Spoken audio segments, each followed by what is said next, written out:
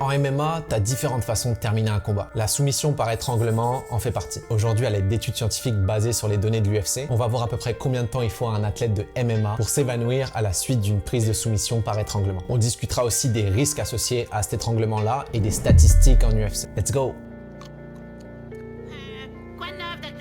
Salut, c'est Tim, étudiant en doctorat en sciences du sport. Aujourd'hui, on va explorer plusieurs articles scientifiques sur la thématique de l'étranglement dans le MMA. Cette vidéo-là, elle va être découpée en 3 parties. La première partie qu'on va voir, ça va être un rapide wrap-up de l'histoire de cette technique et la soumission par étranglement et ses effets sur la santé des personnes qui vont la subir. Dans la deuxième partie, on verra combien de temps en moyenne il faut pour que tu t'évanouisses à la suite d'une soumission par étranglement et on finira par l'analyse statistique des combats d'UFC qui finissent par étranglement avec ou sans perte de connaissance. Premièrement, en anglais, il y a une différence fondamentale et surtout en fait médicale qui est appliquée entre le terme choke et le terme strangle. En MMA, le terme le plus utilisé c'est choke. Sauf que choke, c'est pas le bon terme à utiliser d'un point de vue médical. Ce serait plutôt le terme strangle qu'il faudrait utiliser parce qu'il s'agit d'une compression au niveau du cou et non au niveau des voies respiratoires. Pour résumer, si tu te fais étrangler et que ça te coupe les voies respiratoires, c'est choke, avec l'obstruction de la trachée notamment. Mais si c'est une compression au niveau du cou qui coupe l'afflux sanguin au cerveau, eh bien ça, ce serait strangle. En français, je sais pas s'il existe une distinction entre les deux,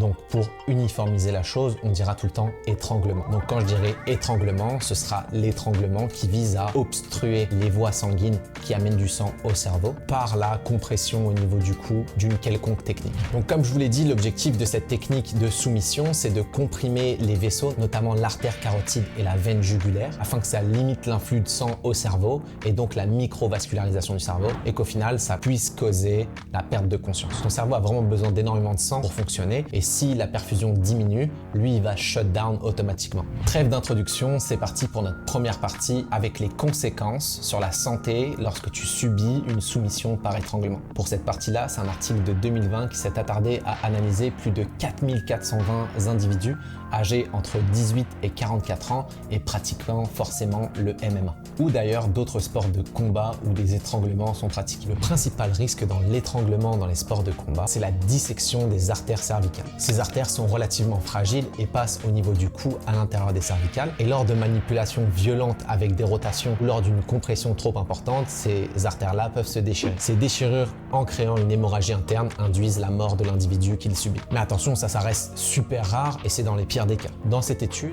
Ok, petite pause ici, je m'excuse. Lorsque j'ai monté la vidéo, j'ai vu que j'avais dit n'importe quoi dans les chiffres. En fait, j'ai inversé des colonnes. Ce qu'on remarque, c'est qu'il y avait 3257 participants qui avaient été soumis jusqu'à la pré-syncope, donc juste avant l'évanouissement. Et ça représentait 75,7%. Sur ces 3257 participants, t'as 5,2% qui ont eu des symptômes post-étranglement, contre 3077 qui ont eu 0 symptômes, soit près de 94,8%. Concernant les participants qui ont déjà subi des pertes de conscience à la suite d'un étranglement, 1198 ont répondu oui et représentaient donc 27,8%.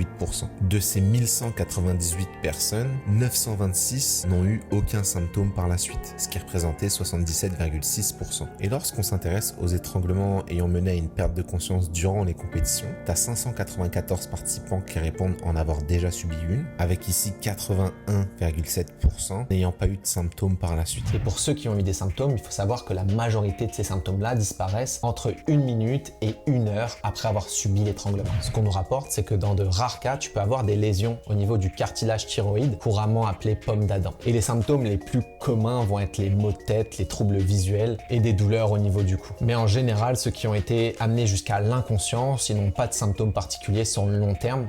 Du moins, c'est un très faible pourcentage. C'est certain que tu vas te sentir un petit peu dans le mal le temps que ton cerveau y retrouve son influx sanguin normal. Mais regardons rapidement ensemble ce tableau qu'ils ont fait avec 3 colonnes super intéressants. Dans la première colonne, ce que tu peux voir, c'est ceux qui se sont fait soumettre par étranglement mais qui tapent avant de s'évanouir. Dans la deuxième colonne, c'est ceux qui s'évanouissent. Et dans la troisième, super important, c'est les soumissions qui ont entraîné la perte de conscience, mais en compétition. Donc forcément avec une intensité potentiellement plus importante. Donc là, on va voir ensemble si les gars en compétition, Ils serrent tellement comme des porcs que ça va créer plus d'effets secondaires. On va juste s'intéresser au pourcentage des symptômes et à la durée que ça prend pour que les symptômes disparaissent. Ce qu'on peut voir de manière tout bête, c'est que la colonne de gauche est tout le temps plus faible que la colonne du milieu, qui elle-même est tout le temps plus faible que la colonne de droite. Il y a une hypothèse là-dessus, c'est qu'un étranglement qui amène à une perte de conscience est forcément plus fort, et un étranglement qui amène à une perte de conscience durant une compétition doit l'être encore plus, étant donné qu'il y a un enjeu derrière ça. Attention cependant à ce type de conclusion, parce que oui, sur les chiffres c'est bien beau, mais là il s'agit de pourcentage. Et ce qu'on peut voir aussi, c'est qu'à chaque colonne, le nombre d'individus diminue. Et donc que les pourcentages, on ne peut pas les comparer entre eux finalement. Donc attention aux conclusions rapides. On peut remarquer une tendance aussi qui est qu'en dedans d'une minute, les symptômes disparaissent pour la majorité. En revanche, ça semblerait pas être le cas lors des pertes de conscience qui interviennent durant une compétition. Dans ce cas-là, au moins 1 heure serait nécessaire pour voir disparaître tous les symptômes. Pour rappel, lors d'un étranglement qui a pour but de comprimer les voies sanguines qui amènent du sang au cerveau, ça coupe pas totalement la circulation sanguine. Ça réduit fortement le flux sanguin par exemple. Et c'est pour ça que le cerveau il se met en mode sécurité et qui shut down toutes ses fonctions et donc que tu perds connaissance. Parce que hypothétiquement parlant, si ça coupait totalement l'apport de sang à ton cerveau, ce que ça créerait c'est beaucoup plus de lésions. En quelques minutes, tu aurais des dégâts irréparables et tu aurais un début de nécrose au niveau des tissus qui serait donc plus oxygéné et où il y aurait plus de sang qui circule à travers. Et ça démontre un point qui est que l'objectif c'est pas de serrer le plus fort possible mais d'avoir la bonne technique pour serrer aux bons endroits. On passe tout de suite à la deuxième partie qui est le temps que ça te prend pour te faire endormir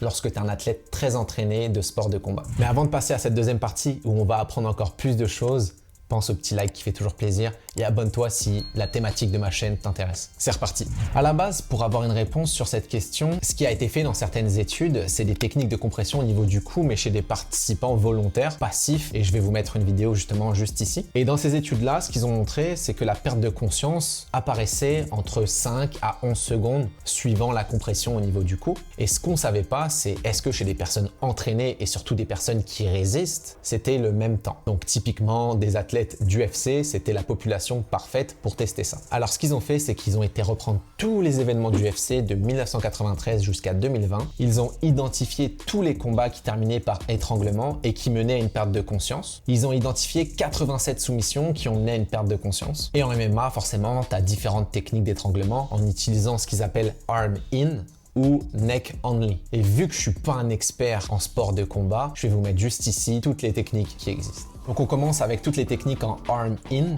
avec la guillotine, le triangle,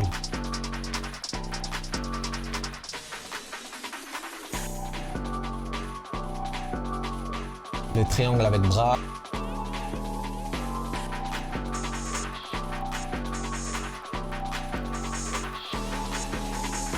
l'anaconda,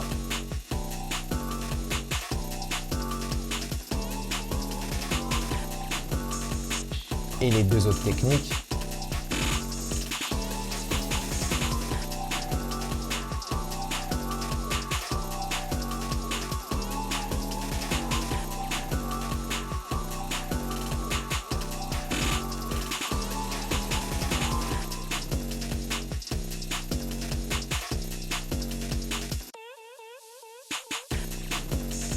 Et maintenant, on voit toutes les techniques avec neck only, avec le RNC.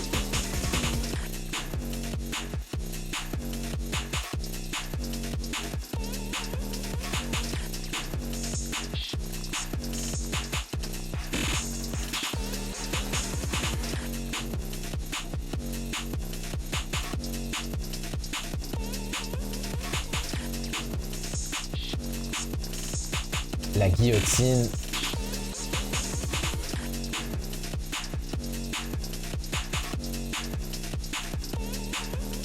Le bulldog.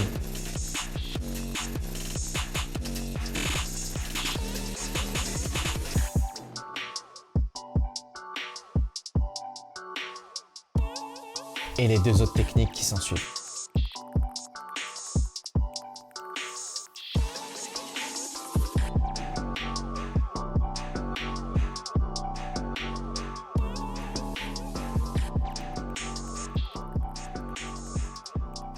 Il en existe évidemment d'autres, mais c'est ces techniques-là qui sont présentées aujourd'hui dans l'article. En moyenne, dans leur étude, ce qu'ils ont observé, c'est que le temps pour perdre connaissance, c'était environ 9 secondes. Et ça te laisse pas énormément de temps pour te sortir d'une prise. Il y avait un écart type de 3,7 secondes, donc en gros, l'intervalle qu'ils proposent, c'était 3,5 secondes jusqu'à 23,6 avant que tu perdes connaissance quand tu es lock dans une position de soumission par étranglement. Donc voici ici le joli petit graphique avec le temps que tu as avant de perdre connaissance sur l'axe des abscisses et en ordonnée le nombre de combattants pour chaque temps. Donc au final, les études qui simulaient un petit peu les étranglements, elles avaient obtenu les mêmes résultats quasiment. Ce qui veut dire encore une fois que si ta soumission elle est bien placée, et bien finalement, tu n'as pas forcément besoin d'utiliser plus de force, mais de compter bien tranquillement dans ta tête. Si au bout de 23 secondes, le gars il n'est pas knocked out, c'est que tu as mal placé ta prise. Lorsqu'on regarde le tableau avec les différentes techniques d'étranglement, on n'observe pas réellement de différence d'une technique à l'autre sur l'efficacité, bien que la guillotine soit connue pour être la technique la plus propre